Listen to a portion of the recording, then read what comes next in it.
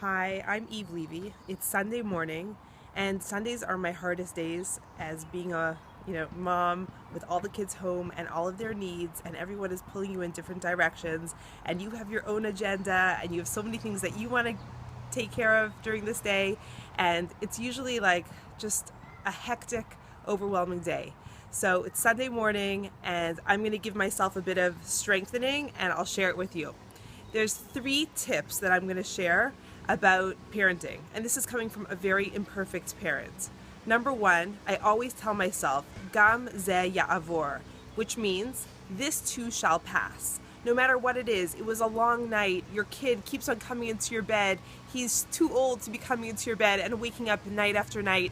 It's not going to last forever. Gam ze ya'avor, this too shall pass. That 10-year-old or 12-year-old kid still doesn't know how to brush their teeth without you nudging them, it's gonna pass. They're gonna get it eventually. Most things will pass. That's number 1. I keep telling myself that all of the time. Number 2, most of parenting is about you, the parent.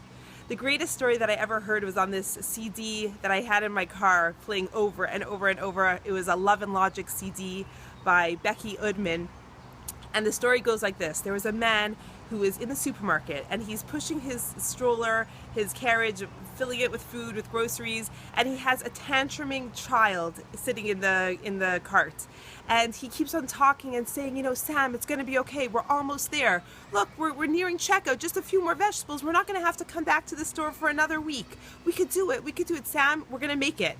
Anyways, this lady is like kind of watching, and she's listening to this guy, and she's like so impressed. And when they get to the checkout line, she says, I want to tell you, you are such a good dad. Sam is so lucky to have such a patient father. And he turns to the lady and he said, I'm Sam. He was talking to himself, because we need to talk to ourselves through all the challenges, because most of parenting is really about us. And the third thing that I actually just was reminded about this week, I went to a parenting class by Aviel Brotkin, and she said, you have to look at the long term, at the goal. What is your goal with this child? What is your vision for this child?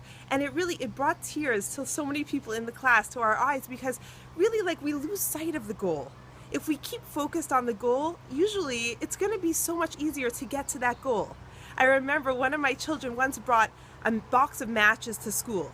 And he was only in 1st grade. He didn't know what he was doing. He wasn't coming from a bad place. He didn't want to burn down the school, God forbid. I don't know why. He was being mischievous and he brought it to school. I have another child that once brought a little pocket knife, and all he did with it was he wanted to dig up dirt. He was looking for bugs, and he was expelled. He was suspended from school for a couple days. I was thinking in my mind, oh my gosh, it's going to be so terrible. What's going to happen to this child? It wasn't coming from a bad place. It was coming from a good place. The goal is to see this child in his or her entirety. What is their goal? How do you want to see them long term? It's an emotional exercise to think about. When you see a child going through a challenge, just think long term. We're going to get through this. This too will pass. This child is going to be great. I think that's all for now. I'll end with one little story. When I had my first child and I was living in Israel, and I did not have the support of family. I was so young. I was 22 years old when my first daughter was born, and my family was so far away from me. And she was a very colicky baby. And I remember being exhausted and overwhelmed, and I would cry. Maybe I had a bit of postpartum depression. I didn't even know about it. And I was just so like, oh, I can't do this. I can't do this. This is so hard. And my husband lovingly said to me, Eve, one day they're going to put on the music, and we're going to take her hands, and we're going to walk her down the chuppah. And whatever you've done until that point will be great. You're going to try your best from now until then, but after that, she's going to be on her own. Parenting is not going to be forever and ever. There's an end point in view.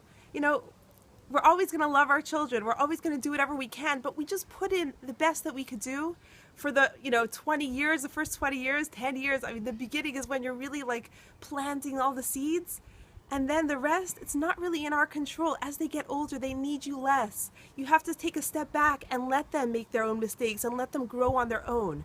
And really having that vision really helps. So I'm going to get back